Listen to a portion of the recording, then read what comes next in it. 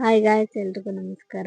ಎಲ್ಲರೂ ಹೇಗಿದ್ದೀರಾ? ಎಲ್ಲರೂ ಚೆನ್ನಾಗಿದ್ದೀರಾ ಅಂತ ಭಾವಿಸ್ತಾ ನನ್ನ ಯೂಟ್ಯೂಬ್ ಚಾನಲ್ಗೆ ನಿಮ್ಮೆಲ್ಲರಿಗೂ ಸ್ವಾಗತ. ಹಾಗೆ ಇವತ್ತು ತುಂಬಾನೇ ರುಚಿಯಾಗಿರುವಂತಹ ಒಂದು ಪಲ್ಯನ ಹೇಗೆ ಮಾಡೋದು ಅಂತ ನೋಡೋಣ.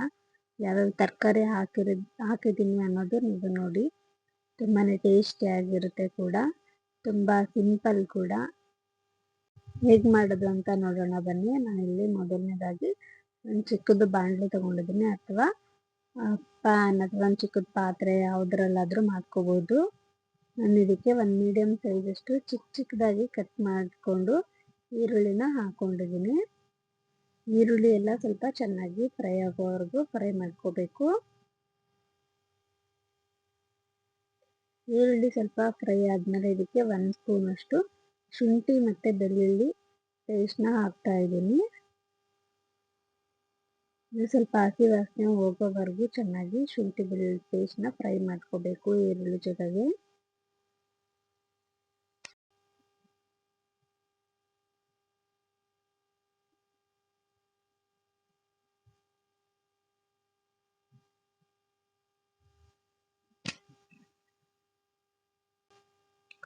ಶುಂಠಿ ಮತ್ತು ಬೆಳ್ಳುಳ್ಳಿ ಎಲ್ಲ ಚೆನ್ನಾಗಿ ಫ್ರೈ ಮಾಡ್ಕೊಂಡಿದ್ಮೇಲೆ ನಾವು ತಗೊಂಡಿರುವಂತಹ ತರಕಾರಿ 3 ಇಲ್ಲಿ ತೊಂಡೆಕಾಯಿನ ತಗೊಂಡಿದ್ದೀನಿ, ಚಿಕ್ಕದಾಗಿ ಕಟ್ ಮಾಡ್ಕೊಂಡಿದ್ದೀನಿ. ಆಮೇಲೆ ಹೀರೆಕಾಯಿ ಸ್ವಲ್ಪ ದಪ್ಪ ಮೆಣಸಿನ್ಕಾಯಿ.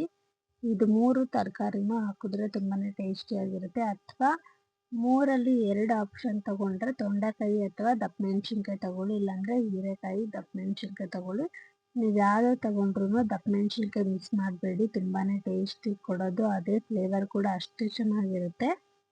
ಈಗ ನಾನು ತಗೊಂಡಿರುವಂಥ ತರಕಾರಿ ಎಲ್ಲ ನೀಟಾಗಿ ವಾಶ್ ಮಾಡಿಕೊಂಡು ಇದಕ್ಕೆ ಹಾಕೊಂಡಿದ್ದೀನಿ. ಆಮೇಲೆ ತುಂಬ ಚಿಕ್ಕದಾಗಿ ಕಟ್ ಮಾಡ್ಕೋಬೇಕು 3 ತರಕಾರಿ ಕೂಡ. ಈಗ ಇದಕ್ಕೆ 1/4 ಸ್ಪೂನ್ ಅಷ್ಟು ಅರಿಶಿನ ಪುಡಿ ಹಾಕೊಂಡಿದ್ದೀನಿ.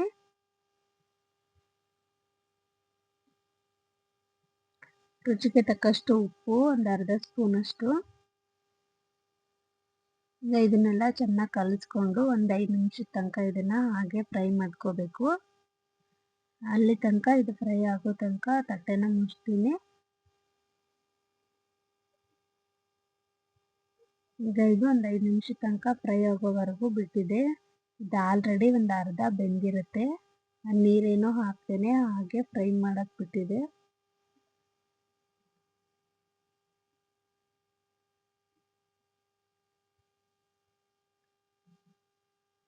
ಈಗ ಇದು ಸ್ವಲ್ಪ ಬೆಂದ್ಮೇಲೆ ತೊಂಡೆಕಾಯಿ ಹೀರೆಕಾಯಿ ಎಲ್ಲ ಬೆಂದ್ಮೇಲೆ ಇದಕ್ಕೆ ಒಂದೇ ಒಂದು ಟೊಮೊಟೊ ಹಾಕ್ತಾ ಇದ್ದೀನಿ. ಯಾಕಂದ್ರೆ ನಾವು ಹಾಕಿರುವಂತಹ ತೊಂಡೆಕಾಯಲ್ಲಿ ಸ್ವಲ್ಪ ಹುಳಿ ಅಂಶ ಇರುತ್ತೆ, ಹಾಗಾಗಿ ಒಂದೇ ಒಂದು ಟೊಮೊಟೊ. ಇದಕ್ಕೆ ಮೀಟ್ ಮಸಾಲ ಮತ್ತೆ ಒಂದು ಅರ್ಧ ಸ್ಪೂನ್ ಅಷ್ಟು ರೆಡ್ ಚಿಲ್ಲಿ ಪೌಡ್ರ್ ಹಾಕ್ತಾ ಇದ್ದೀನಿ. 1.5 ಸ್ಪೂನ್ ಅಷ್ಟು ಮೀಟ್ ಮಸಾಲ ಅಂದ್ರೆ ಮಟ ಮಸಾಲ ಸಿಗುತ್ತಲ್ಲ ಅದು, 1.5 ಸ್ಪೂನ್ ಅಷ್ಟು, ಒಂದು ಅರ್ಧ ಸ್ಪೂನ್ ಅಷ್ಟು ರೆಡ್ ಚಿಲ್ಲಿ ಪೌಡ್ರನ್ನ ಹಾಕ್ತಾ ಇದ್ದೀನಿ. ಈಗ ಇದನ್ನೆಲ್ಲ ಹಾಕಿ ನೀಟಾಗಿ ಚೆನ್ನಾಗಿ ಕಲಿಸ್ಕೋಬೇಕು.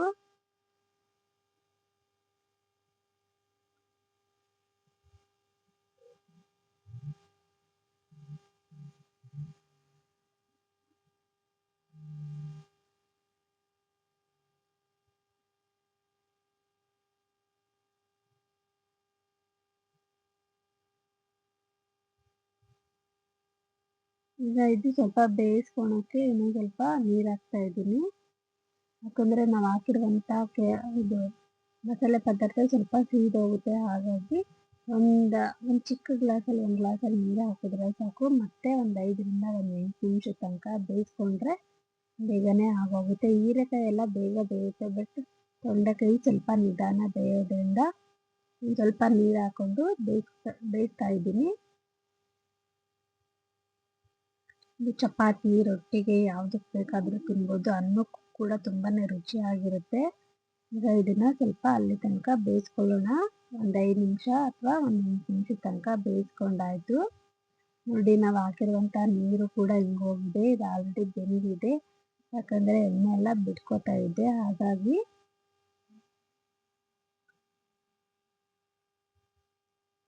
ನೋಡಿ ತಳ ಕೂಡ ಹಿಡಿದಿಲ್ಲ. ಯಾಕಂದ್ರೆ ಸ್ವಲ್ಪ ಬೇಯಿಸ್ಕೊಳಕ್ಕೆ ನೀರು ಹಾಕಿದ್ರೆ ಸೀದೋಗೋ ಚಾನ್ಸಸ್ ಇರಲ್ಲ, ತುಂಬಾನೇ ಕಲರ್ಫುಲ್ ಆಗಿ ಚೆನ್ನಾಗಿ ಕೂಡ ಇರುತ್ತೆ. ಇದಕ್ಕೆ ಸ್ವಲ್ಪ ಲಾಸ್ಟಲ್ಲಿ ಕೊತ್ತಂಬರಿ ಸೊಪ್ಪು ಮತ್ತೆ ಹಸಿ ಕಾಯಿ ತುರಿನ ಹಾಕ್ತಾ ಇದ್ದೀನಿ.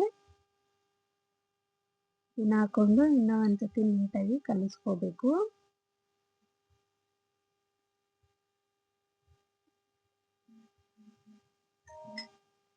ಇದು ರಾಗಿ ದೋಸೆ ಕೂಡ ತುಂಬಾನೇ ಚೆನ್ನಾಗಿ ಟೇಸ್ಟ್ ಕೂಡ ಅಷ್ಟೇ ಚೆನ್ನಾಗಿರುತ್ತೆ. ರಾಗಿ ದೋಸೆ ಜೊತೆಗೆ ಕೂಡ ತಿನ್ಬೋದು.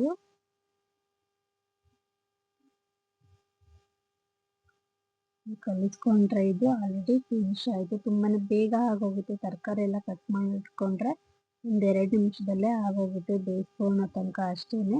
ಈ ವಿಡಿಯೋ ನಮ್ಗೆ ಇಷ್ಟ ಆಗಿದೆ ಅಂತ ತಿಳ್ಕೊತೀನಿ. ಇಷ್ಟ ಆಗಿದ್ರೆ ಒಂದು ಲೈಕ್ ಮಾಡಿ, ಹಾಗೆ ನನ್ನ ಚಾನಲ್ಗೆ ಸಪೋರ್ಟ್ ಮಾಡಿ. ಸಬ್ಸ್ಕ್ರೈಬ್ ಯಾರ್ಯಾರು ಮಾಡ್ಕೊಂಡಿಲ್ಲ ಪ್ಲೀಸ್ ಸಬ್ಸ್ಕ್ರೈಬ್ ಮಾಡ್ಕೊಳ್ಳಿ ಅಂತ ಹೇಳ್ತಾ, ಸಬ್ಸ್ಕ್ರೈಬ್ ಮಾಡ್ಕೊಂಡು ನೋಡ್ತಾ ಇರೋರಿಗೆ ತುಂಬಾನೇ ಧನ್ಯವಾದಗಳು. ಮತ್ತೆ ನೆಕ್ಸ್ಟ್ ವಿಡಿಯೋದಲ್ಲಿ ಮತ್ತೆ ಸಿಗೋಣ. Thank you so much.